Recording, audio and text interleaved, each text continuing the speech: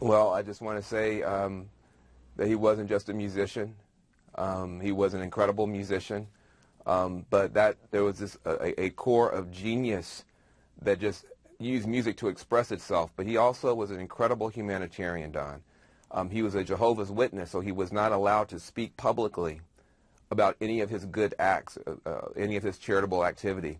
But I was one of the people in his life that helped him with all of that. And so, he supported and helped to create something called Yes We Code. Yes We Code has now 15 major technology companies working with kids in the hood, getting them ready to have jobs in Silicon Valley. That was Prince. He worked with something called Green for All. I was the public face of that, but he put the money in. There are people that have solar panels on their houses right now in Oakland, California, that they don't know Prince paid for them. He was the kind of friend, kind of like you, Don. He doesn't care if you're having a good day. That's not when he's there. It's when you're having a bad day. He comes to the rescue. And there's so many people. I'll never forget, Don. I was in a plane that landed, and my phone rang. It's Prince. And I said, "Hey, what's going on?" He goes, "Where are her kids? Where are her kids?" I said, "What are you talking about?" He goes, "Lauryn Hill, where are her kids?" He had found out that Lauryn had gotten in some trouble, and the first thing he wanted to know is, where are her kids and what can we do to help? Now, this is just how he was.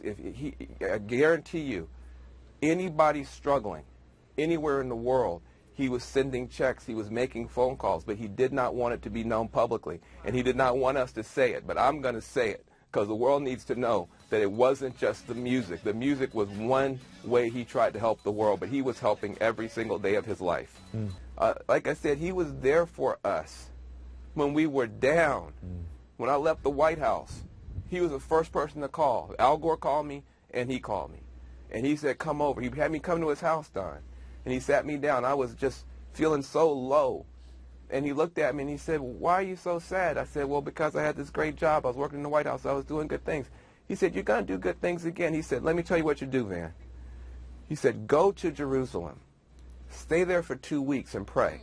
He said, "Then when you come back, sit down and give me a blank piece of paper and you write on it everything that you want to do that you think will help the community.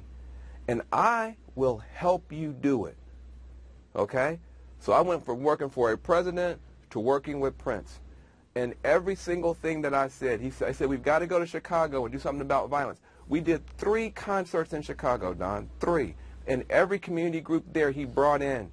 And he didn't let there were no vendors, only community groups to help. We went to Baltimore. We went to New Orleans.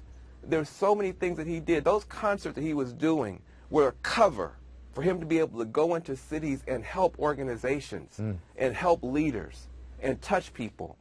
And I want people to understand now, and all the rest of us, quit talking just about the music. Everybody that's been on this whole thing knows his humanitarian part as well and how many people he's helped. And I know that we're not supposed to talk about it, but it's important that people know when you make it to his level. He said, "I don't need any more attention, but I can't be in this world and see this much pain and suffering and not do something. Don't give me the credit, don't give me the glory." But he pushed all of us to do more, and we all did more. And I want him to be known for that too.